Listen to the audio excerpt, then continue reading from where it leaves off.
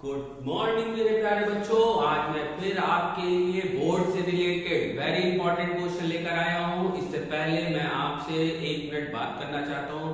बेटा, आपने अभी तक जितना पढ़ा है या नहीं पढ़ा है या आपको समझ में नहीं आया उसको आप एक तरफ कर दीजिए। अब आपके पास बिल्कुल थोड़ा सा समय बचा है, फ्यू डेज बचे हैं।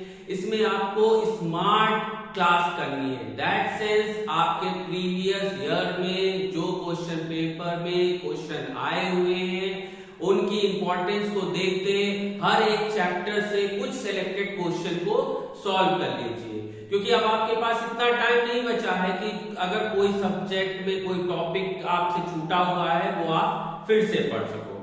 ठीक है, इसके लिए मैं आप बच्चों को हर डेज पर मैं एक नया क्वेश्चन जो कि उस चैप्टर का वेरी इंपॉर्टेंट होगा लेकर आऊंगा मैम का, और इसी तरह हमारे साथ आप बने रहिएगा बच्चों। मैं आपको बोर्ड के लिए वेरी इंपॉर्टेंट क्वेश्चन बताऊंगा। अब देखिए, मैं आज आपके लिए कौन सा चैप्टर से कौन सा क्वेश्चन लेकर, मैं स्टैटिस्टिक्स के चैप्टर से मीन का एक क्वेश्चन लेकर आया हूं। देखिए, स्टैटिस्टिक्स के 3 पार्ट होते हैं, मीन, मीडियन, मोड। लेकिन बेसिकली अगर आप कहें तो मीन के लगभग आने के क्वेश्चन के चांसेस कितने हैं? 90%। इससे एक क्वेश्चन मीन से आने के ज्यादा चांसेस रहता है, मीडियन और मोड से कम आता है। अब मीन में भी निकालने के 4 तरीके होते हैं। एक अनग्रुप डाटा के लिए निकाला जाता है और बाकी सारे ग्रुप डाटा के लिए निकाले जाते हैं। ठीक है बच्चों, तो अलग अलग मेथड है। आपका डायरेक्ट मेथड है, अनग्रुप डाटा के लिए कई सारे मेथड बने हैं, जैसे स्टेप डेविएशन मेथड बना है, शॉर्टकट मेथड बना है। लेकिन हम बेसिकली इस मेथड का बच्चों इस्तेमाल करेंगे। ध्यान देना बच्चों, इसे कहते हैं x बार को हम अरिथमेटिक मीन कहते हैं, और इसके लिए हम फॉर्मूला, ये आपके लिए सबसे सिंपल फॉर्मूला है। तो सर देखिए, वो 3 मेथड जो अलग स्टेप डेविएशन और शॉर्टकट मेथड बने वो क्यों बने? बेटा कुछ नहीं, वो सिर्फ और सिर्फ कैलकुलेशन को सिंप्लीफाई करने के लिए बनते हैं, क्योंकि स्टैटिस्टिक्स में हम पॉइंट के बाद भी, मान लीजिए आपका आंसर ये आ रहा है तो हम इसके पॉइंट के बाद 2, 3 नंबर तक उनको भी इंपॉर्टेंट देते हैं। इसीलिए डेसिमल के बाद की वैल्यू भी हमें करेक्ट निकालनी पड़ती है। अनदर क्वेश्चन में इतना इंपॉर्टेंस इन वैल्यूज को नहीं देते हैं, जो पॉइंट के पहले वैल्यू होती है उनको वैल्यूएशन देते हैं। ठीक है बेटा, समझ में आ रहा है? मैं जो आपको बताना चाह रहा हूं वो ध्यान से सुनिएगा, और इसी से अगर आप उसको ध्यान पे रखकर जो मैं क्वेश्चन आज आपके लिए लेकर आया हूं, अगर उसको ध्यान से देखेंगे तो आप इस तरह के अनदर क्वेश्चन भी निकाल लेंगे। आज हम जो क्वेश्चन लेकर आए हैं वो डबल मिसिंग फ्रीक्वेंसी पर है। ठीक है, ध्यान देना बेटा, मैं आज जो क्वेश्चन लेकर आया हूं वो डबल मिसिंग फ्रीक्वेंसी पर है। आपके पास सिंगल मिसिंग फ्रीक्वेंसी पे भी आ सकता है और डबल मिसिंग फ्रीक्वेंसी पर भी क्वेश्चन आ सकता है। तो मैं आपको इसी क्वेश्चन से सिंगल मिसिंग फ्रीक्वेंसी कैसे निकाला जा सकता है वो भी बताऊंगा। ध्यान दीजिएगा बच्चों, आपके पास क्वेश्चन क्या दिया हुआ है? आपके पास अरिथमेटिक मीन दिया हुआ है और आपके पास फ्रीक्वेंसी का सम दिया है। ध्यान देने वाली बात यहां पर यह है बेटा कि जब आपको डबल मिसिंग फ्रीक्वेंसी देगा, जब आपको, नोट करना मेरे वर्ड्स को ध्यान से सुनना, जब आपको डबल मिसिंग फ्रीक्वेंसी देगा तो 2 चीजों को वो जरूर से जरूर बताएगा। एक, उसका अरिथमेटिक मीन क्या है, दूसरा उस फ्रीक्वेंसी का सम क्या है। तो सर सिंगल मिसिंग फ्रीक्वेंसी में क्या देगा? सिंगल मिसिंग फ्रीक्वेंसी में आपको अरिथमेटिक मीन दे देगा, ये सम नहीं देगा। ठीक, क्यों नहीं देगा? जब आप इस क्वेश्चन को सॉल्व करोगे तब ध्यान से देखोगे। अरिथमेटिक मीन दे देगा, सम ऑफ फ्रीक्वेंसी नहीं देगा। जब आप इस क्वेश्चन को सॉल्व अभी हम करेंगे तब आपको पता चल जाएगा why are not given some of frequency in single missing frequency. अच्छा, हिंदी मीडियम वाले बच्चों को लिए भी मैथ में कोई दिक्कत नहीं होगी, क्योंकि मैं जिस तरह एक्सप्लेन करता हूं हिंदी इंग्लिश दोनों के लिए ठीक रहेगा। ठीक है बेटा, हिंदी मीडियम वाले भी घबराना नहीं। अगर आपको कुछ लगता है तो मेरे चैनल पर आप कमेंट कर सकते हो। आप कमेंट करके लिख दीजिए नीचे में, सर की मुझे ये चीज आप इंग्लिश में बोलने समझ नहीं आया, तो मैं उसको भी बताऊंगा। ठीक है, चलिए इस पर ध्यान देते। अब प्रॉब्लम ये है कि बिना एक्स के मैं इसको तक पहुंच नहीं सकता। हर एक स्टैटिस्टिक्स में मीन निकालते समय मुझे एक्स चाहिए। एक्स होता है मिड पॉइंट। अब ये कैसे निकालें? इसके लिए आपको क्लास इंटर, ये जो दिया हुआ है डेटा, ये है अनग्रुप डेटा। इस डेटा को जो आपको ये दिया हुआ है, ये है अनग्रुप डेटा। ठीक है, ध्यान देना बच्चों। ठीक, अब इसमें xi कैसे निकालें? अब हम क्या करेंगे, इसको कहते हैं लोअर, इसको कहते हैं अपर। इन दोनों को सम करें, इन दोनों को मिड पॉइंट कैसे निकाला? अरे यार बेटा, कोऑर्डिनेट का फॉर्मूला आपने पढ़ा होगा, जिसमें मिड पॉइंट कैसे निकाला जाता है? क्या करते हैं हम? x1 प्लस x2 बाई 2, यही तो करते हैं। तो चीजें वही है, अनग्रुप डाटा है, मिड पॉइंट निकालना है। मिड पॉइंट का आपने कोऑर्डिनेट से रिलेट कर लो, इससे पहले चैप्टर वो आया, उससे रिलेट कर लो। इसको और इसको जोड़ दीजिए, मिड पॉइंट लगा लीजिए, इन दोनों को जोड़ के 2 से डिवाइड करेंगे तो आएगा 10। या ऐसे भी सोच सकते हैं 0 से 10 के बीच की वैल्यू कौन सी होगी? 10। इन दोनों को जोड़िए, 2 से डिवाइड करिए 30। इन दोनों को जोड़िए, 2 से डिवाइड करिए 50। इन दोनों को जोड़िए, 2 से डिवाइड करिए 70। इन दोनों को जोड़िए, 2 से डिवाइड करिए 90। सर आ गया समझ में मिड पॉइंट कैसे निकाला जाता है? आ गया ना समझ में बेटा? आगे बढ़े, आगे देखिए क्या करें। अब हमें चाहिए, एक टेबल हमने बना रखी है, जो आपकी फ्रीक्वेंसी दी है और जो आपको मिड पॉइंट दिया है, इन दोनों का प्रोडक्ट निकालना है। ठीक, इन दोनों को मल्टीप्लाई करना। तो कैसे? 17 का 10 बहुत आसान है सर, ये तो एक 0 लगा दीजिए बस। फिर f1 और 13 का, तो एक फ्रीक्वेंसी को उससे प्रोडक्ट, फिर इसका 0 लिखिए। अब 5 को 32 से, 5 2 10, 5 3 15। अब इसका बेटा, इसमें भी कुछ नहीं सर, इसमें ऐसे लिख दीजिए सर, क्योंकि प्रोडक्ट क्या है। अब इसमें 0, 9 का 9 से 81, 9 का 1 से 9 और प्लस 8, कितना हो जाएगा बच्चों? इतना। ठीक है, अब देखिए हमें इस फॉर्मूले में क्या चाहिए बच्चों, जरा ध्यान देना। एक तो सम ऑफ, ये जो साइन होता है इसको बता देते हैं बेटा, ये कहता है सम। अगर ये कहीं इसको, इस साइन का मतलब होता है समेशन, मतलब सम कर दिया। ठीक है, ध्यान देना बच्चों, हमें इसका सम चाहिए जो कि दिया ही हुआ है, हमें इसका सम चाहिए जो कि नहीं दिया हुआ है। अब कुछ बच्चे बहुत बेहतरीन होते हैं, इसको मान लेते हैं 30 को कांस्टेंट और ये वेरिएबल दोनों अलग कर देते हैं, जबकि ये कोई भी कांस्टेंट नंबर किसी वेरिएबल से मल्टीप्लाई होके वो एक वेरिएबल कांस्टेंट बन जाता है, ना वो कांस्टेंट रहता है, ना वो पूरी तरीके से वेरिएबल रहता है। तो इसको ध्यान देना बच्चों, हमें करना क्या है, हमें ये और ये इन दोनों का प्लस लिख के अलग रख लेना है।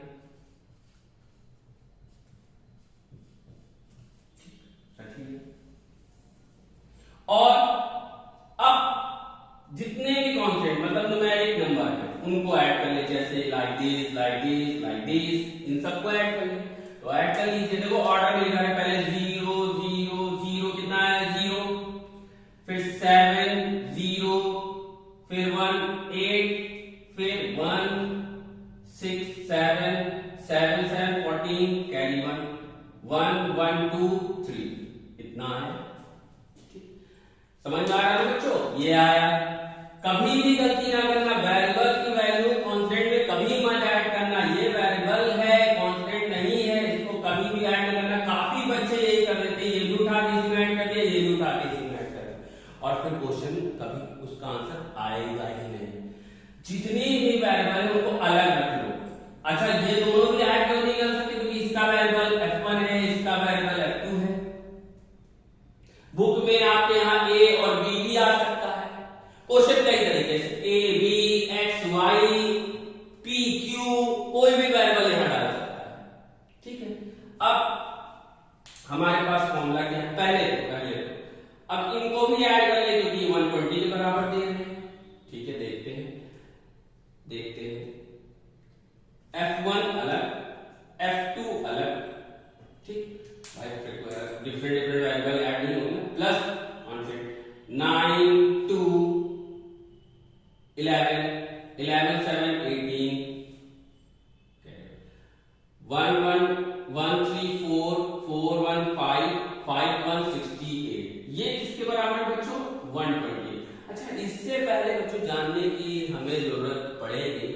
आपने इससे पहले चैप्टर पढ़ा होगा linear equation in two variables या pair of linear equation two variables, ये चैप्टर आपने पढ़ा है। उसमें दो वेरिएबल होते हैं, दो वेरिएबल आए हैं तो उसका कॉन्सेप्ट लगना है। अब उनको हम तीन मेथड से सॉल्व करते हैं। किन किन मेथड से?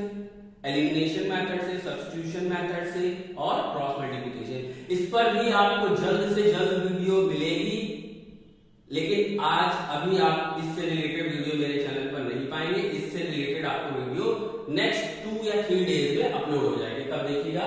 अभी हम उसको एक सिंपल वे में बता देते हैं, ठीक है, कि लीनियर इक्वेशन टू वेरिएबल्स को कैसे सॉल्व किया जाता है।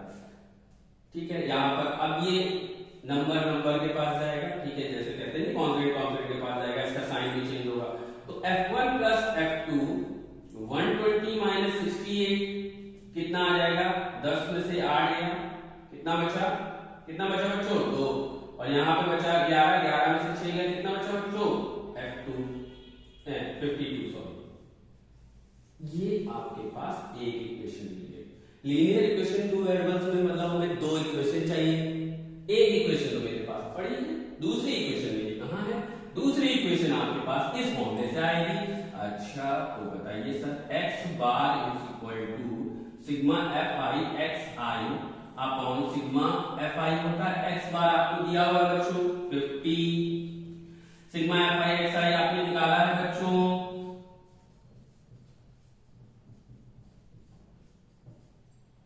सिग्मा fi की वैल्यू कितनी?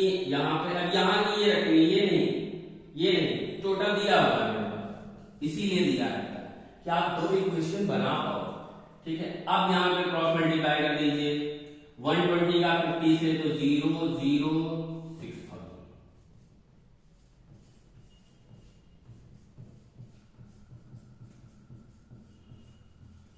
ठीक है, आज अब फिर भाई कांस्टेंट को कांस्टेंट के पास ले जाएं। ठीक है, ध्यान देखते रहिएगा बच्चों, एक भी पलक झपकनी नहीं चाहिए। जरा सा भी कंसंट्रेशन बंद हुआ, क्वेश्चन समझ में नहीं आएगा, फिर आप फिर से रीस्टार्ट करोगे इसी को देखना, तो साथ में देखते चलिए।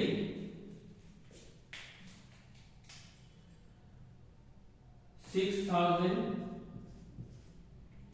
Minus 3480 is equal to 30f1 plus 70f2।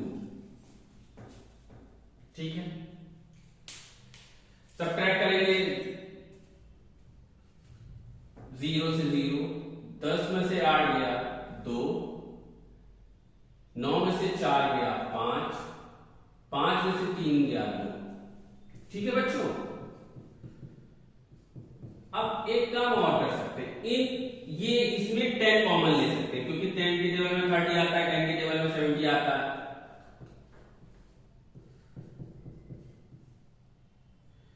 तो 10 कॉमन लिया तो यहां आया 3f1, यहां आया 7f2, और इस 0 से ये 0 कट गया। ऐसा हम कर सकते हैं, मैथमेटिक्स हमें कहती है। अब एक आपके पास एक और इक्वेशन बन गई, यही तो हमें चाहिए था। लेकिन प्रॉब्लम यहां ये खड़ी है कि यहां पे कोई भी वेरिएबल यहां के कोई भी वेरिएबल के लिए नहीं बराबर है, तो हम करें क्या? हम बाहर से एक नंबर लाके इसमें मल्टीप्लाई कर देते हैं। ये रूल है एलिमिनेशन मेथड, हम फॉलो करने जा रहे हैं एलिमिनेशन मेथड। इस ओरिजिनल इक्वेशन में मैंने 3 का मल्टीप्लाई किया, 3f1 प्लस 3f2 और इक्वल टू 3 2 जा 6, 3 5 जा 15। अब इसको सॉल्व कर लीजिए, अपोजिट साइन यहां प्लस, एलिमिनेशन मेथड, इसको कहते हैं एलिमिनेशन मेथड, विलोपन विधि। हिंदी में से बोलते हैं बेटा विलोपन विधि।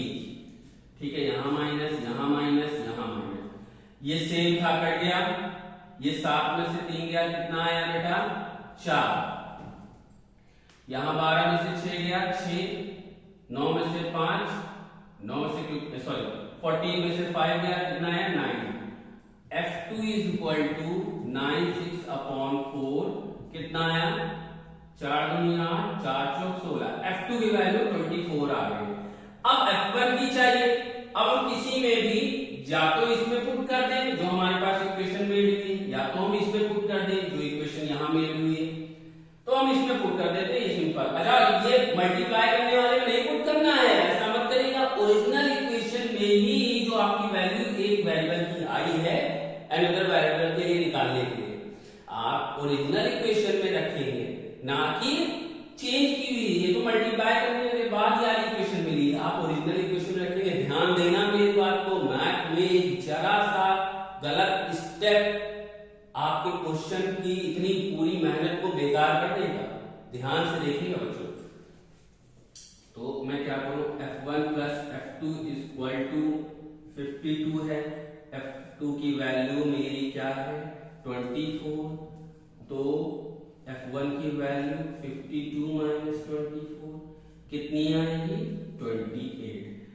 ये दोनों आपकी वैल्यू आ गई। अब आपको लगता है कि आपने सही निकाला है, जो आंसर आपका आ रहा है वो सही है कि नहीं, इसका भी चेक करने का मैथ में बहुत बढ़िया रूल है, बहुत बढ़िया है।